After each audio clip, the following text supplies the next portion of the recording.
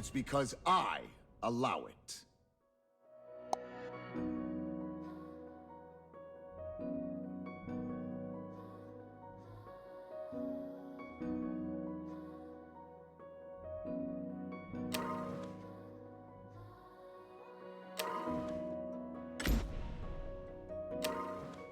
Paano nga ba magpataas ng peak power?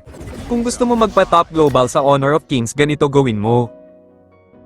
Una ay mag-rank game ka muna. At paabutin mo ng 5,500 ang iyong highest power.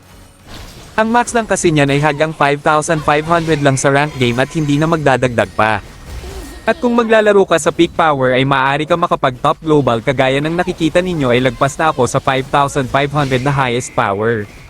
Nakakatatlong games pa lang ako dyan.